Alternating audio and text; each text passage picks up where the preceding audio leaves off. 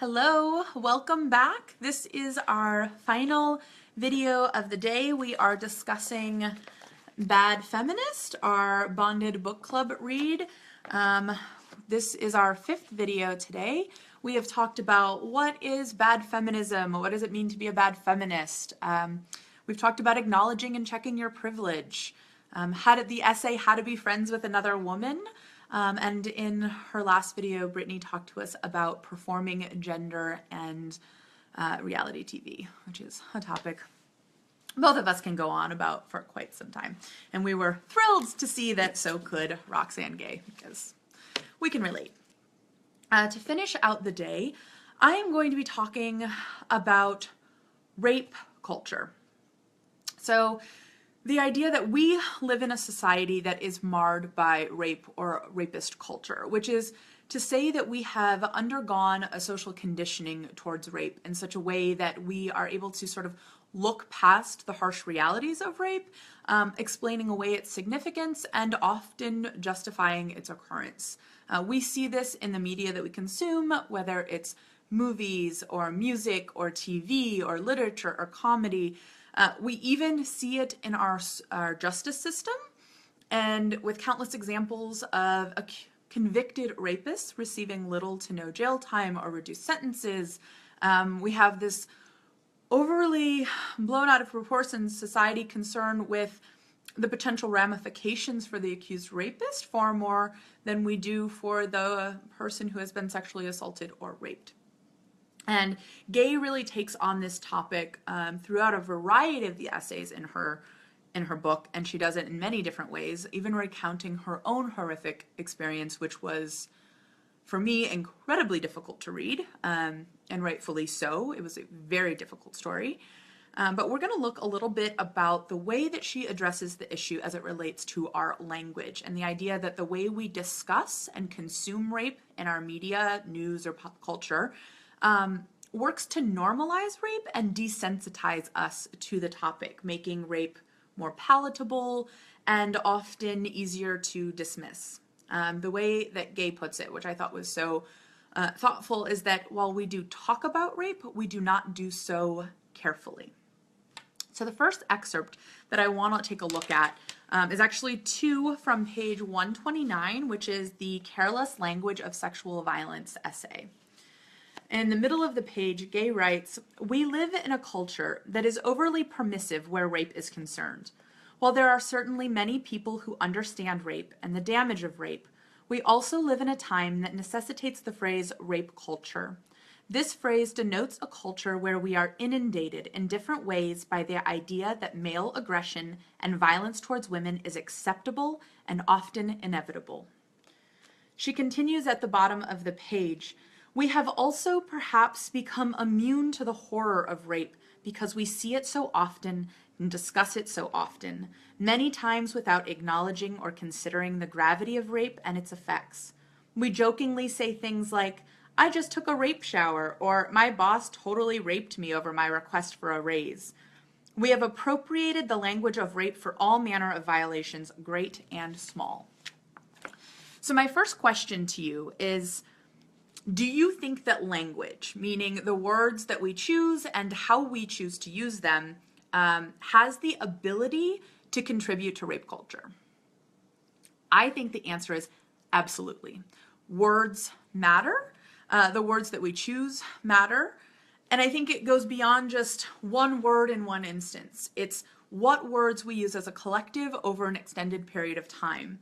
Because the way that we speak will inevitably begin to affect the way that we think. So I think we need to be very cognizant of the words that we choose. That is not to say that we are perfect humans, or sometimes we speak without thinking, and we've all been there, but to be critical of the words we use and thoughtful about how we use them and when we use them, because it does affect the way that we think about situations, whether we are fully aware of that or not. So I am a champion for the idea that words matter. Maybe you disagree with me. Tell me in the comments. I want to know your thoughts on this. The next question is, I'm going to ask, Have you personally ever found yourself using the word rape in a flippant, dismissive manner? Give like sort of the examples that she gave in that second excerpt. And if you have, do you feel differently or think differently about it now that you've read this essay? For me, if I'm going to be totally honest with you, I have absolutely done it. There is no way that I could sit here and say that at some point in law school, I did not walk out of an exam and say, that professor basically just raped me. And that's not what I meant. What I meant was that exam was particularly challenging or unfair or really just, I was having a bad day and it was hard. But it was dismissive and thoughtless and careless to try to compare that to something as horrific as rape. They are not even on the same level, but using the language in such a way does change the way that we think about rape, even if you can try and explain it away in this idea of like, oh, well, you knew that's not what you were talking about. But so it's something that, when she brought it up, it really made me be a little bit more self-reflective and think back on it and be like, oh, I have definitely done that. And I will make a concerted effort not to. So I'd like to know, do you think differently about it? Has it changed your viewpoint on it? Did it cause you to be very reflective? In the comments. So I have two more short excerpts that I want to read to you going along with our discussion of language. The first one is from the essay, Some Jokes Are Funnier Than Others, on page 180. And the second is on page 189, and that's the essay, Blurred Lines Indeed. So these are very short. The first one on page 180, Gay writes, when women respond negatively to misogynistic or rape humor, they are sensitive and branded as, quote, feminist, a word that has, as of late, become a catch-all term for woman who does not tolerate bullshit. And then on page 189, in the middle of the page, Gay writes, but men want what they want. We should all lighten up. It's not hard to feel humorless as a woman and a feminist, to recognize misogyny in so many forms, some great and some small, and know that you're not imagining things. It's hard to be told to lighten up, because if you lighten up anymore, you're going to float the fuck away. The problem is not that one of these things is happening. It's that they are all happening concurrently and constantly.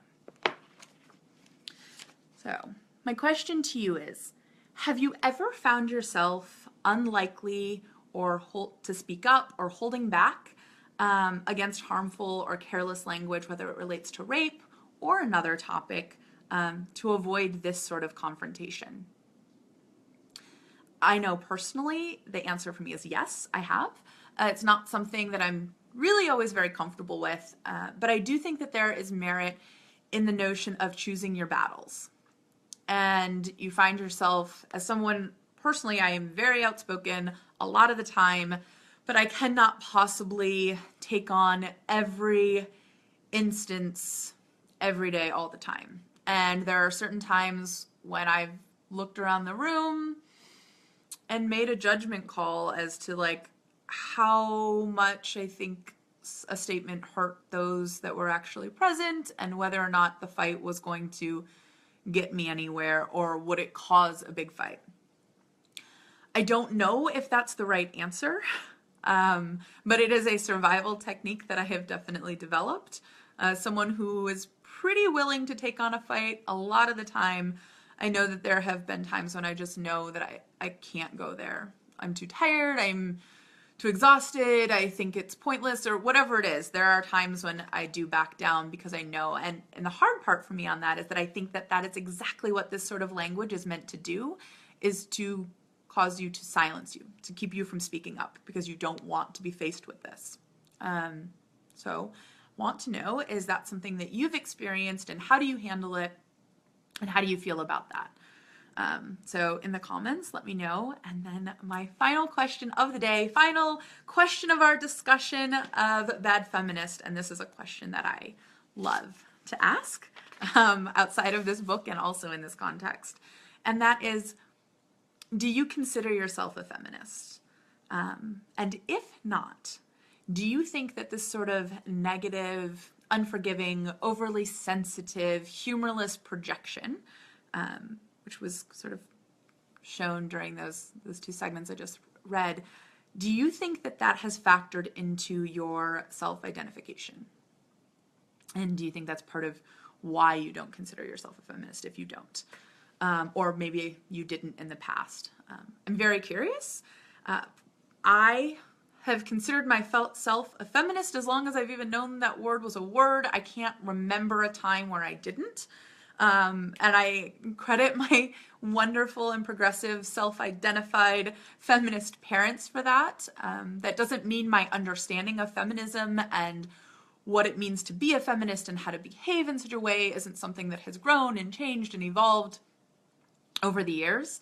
I think that I am always learning and growing as a person, but I have been I guess as long as I can remember back, makes me a lifetime feminist.